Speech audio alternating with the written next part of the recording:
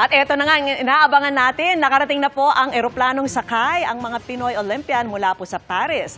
At nakatutok mula sa Villamor Air Base, si Mariz Umali. Mariz, kamusta na dyan?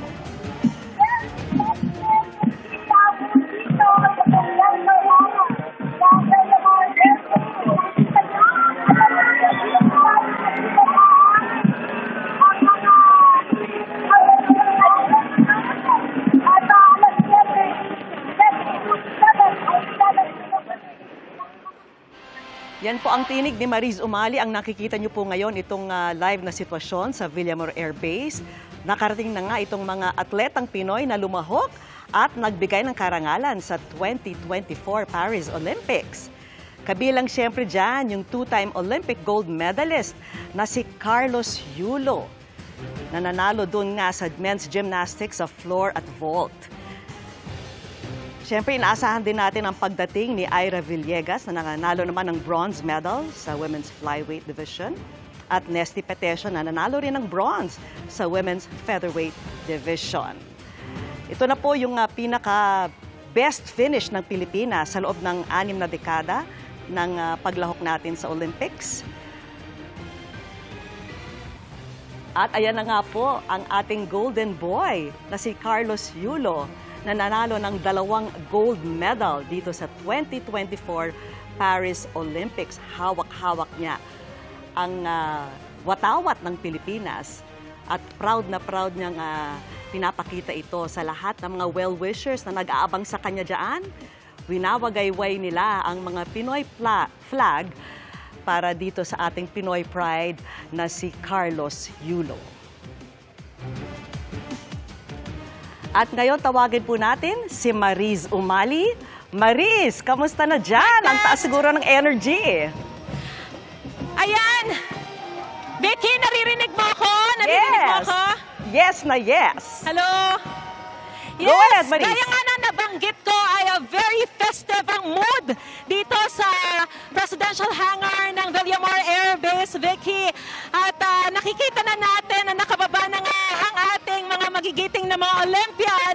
At hawak-hawak ni Nesty Petesio ang watawat ng Pilipinas, kasabay niyang bumaba ng passenger steps mula sa chartered flight. Si Carlos Yulo, ang ating double Olympic gold medalist, at ngayon nakikita natin na sinasalubong sila ng kanilang mga kamag-anak, na sila lamang ang pinayagan na sumalubong para mas mapanatili yung pagiging pribado ng selebrasyon at okasyong ito. Kanina nakita natin isa-isang nagsibabahan ang mga Olympians. 12 po sila na nanggaling sa Paris at sinalubong sila ng mga grade school student ng Villamor Air Base Elementary School na nagsilbing mga honor guards. May mga hawak sila, mga watawat ng Pilipinas at mga bouquet ng mga bulaklak para ipangregalo rin, ipangsalubong o yung heroes welcome para sa ating mga syempre mga Olympians. 7:07 ngayong gabi nang nag-touchdown dito sa Villamor Air Base via chartered flight ng Philippine Airlines PR888. Ang pinakaabangan natin, ang pinakaabangan na sambayanang Pilipino, ang magigiting natin mga Olympian na nagtaas ng watawat ng Pilipinas sa mundo. Kabilang nga, gaya na nabanggit ko, ang ating Olympic double gold medalist na si Carlos Yulo na dumating na sa bansa. At 50 mga grade 4 students ng Villamor Air Base Elementary School ang sumalubong sa kanila. Kasama rin yung mga Olympian na nauna na nga dumating dito at mga pamilya ng mga atletang ito, Bukod kay Kaloy, kasama na nakita natin na dumating ang mga bronze medalists na sina Nesty Petesio at Ira Villegas at iba pa mga Olympian na sina Ando, Elrin, weightlifting, Bakyadan, Hergy, boxing, Saniza, John, weightlifting, Hoffman, Lauren, athletics, Yumir, martial boxing, Ernest John Obiena o EJ Obiena, athletics or pole vault, Carlo Paolam, boxing, Vanessa Sarno, weightlifting, John Christopher Tolentino, athletics. 5 Olympian naman ang narito na nakasama sumalubong sa mga Olympian na ito na sina Giovanni Delgaco, Jarrod Hatch, Kiyomi Watanabe, Kyla Sanchez, Sam Katantan. At narito rin ang Philippine Air Force Band para mas maging festive yung mood. 5 ang hindi na sumabay sa pag-uwi ayon sa Office of the Presidential Protocol, Vicky, dahil may iba pa raw silang mga kompetisyon kung saan dumiretso na sila. Kabilang dyan sina Ardina Doti, Alea Finnegan, Levi Jong Rovivar, Emma Malabuyo, Bianca Pagdanganan.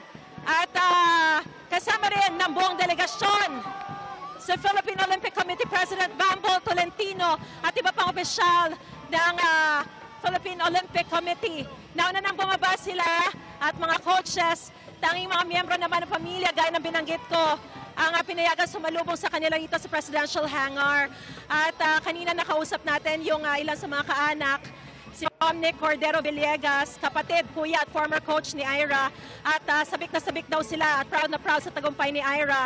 At malaking karangalan na raw ito na lumaban si Ira sa Olympics at tuloy ang ensayo para sa LA 2028 Olympics. At yung mga Olympian na ito ay bibigyan lang na ilang minuto na makapag-refresh sa loob bago dumiretso sa Malacanang kung sila sasalubungin ni Pangulong Ferdinand Marcos, First Lady Liza Araneta Marcos at First Family, at magkakaroon doon ng awarding ceremony na susundan ng dinner reception. At bawat isa sa mga Olympian gagawaran ng presidential citation kamit nga ni Carlos sa Paris Olympics na double gold pa, ipagkakalooban din siya ni Pangulong Marcos ng Presidential Medal of Merit.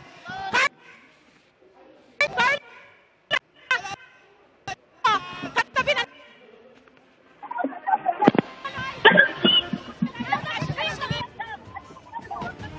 Sobra, wait lang.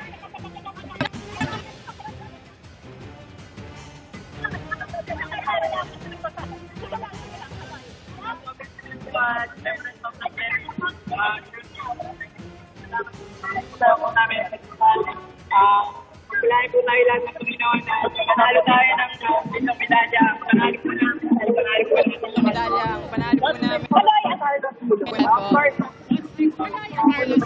Of course, meron pa po akong isa pa pong Olympic 28. Paghahanda ko po yun na mabuti at magpa-practice pa po ako na maigi pa. Kaloy, how do you plan to reward yourself? Lalo po after this one, magbabakasyon, magpapahinga, bago yung ating pagsabak sa susunod na Olympics. Of course, magpapahinga din po. Siyempre, kailangan ko gumawa ng mga plano po for the next cycle po ng Olympics. Yun po. Salamat po. Carlos, how do you plan to reward yourself, Carlos? Carlos, how do you plan to balik na po. Sorry. Ayan, mga kapuso. Nagkaroon na tayo ng pagkakataon na siyempre very festive kasi yung mood dito at lahat talagang inaabangan na makausap si Kaloy. So yan po.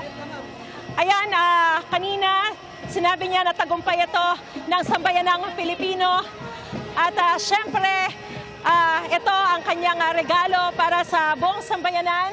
Ngayon po, si Kaloy ay pumasok na, si Carlos ay pumasok na sa Maharlika Hall kasama ng iba pang mga Olympians. Magkakaroon sila ng pagkakataon. Nasaan ba siya? Magkakaroon ng pagkakataon na Chloe, ito si Chloe naman kasama rin niya. Chloe, anong mensahe mo? Para Sorry, wag na, okay, wag na raw. We respect that. Mga kapuso, Kaloy, sakay ng chartered flight. Gaya nga po ng binanggit ko kanina, ay mabibigyan sila ng pagkakataon na makapag-refresh dito sa Maharlika Hall. At ilang sandali lamang po yan. Kanina nakabang na yung mga 3 bus para sakyan ng mga Olympian. Yan nila, diretso na po sila sa Malacanang kung saan naman nag-aabang, naghihintay ang awarding ceremony at dinner reception para sa mga Olympians na ito. Doon ay sasalubungin sila ni Pangulong Bongbong Marcos, ni First Lady Liza Araneta Marcos at First Family.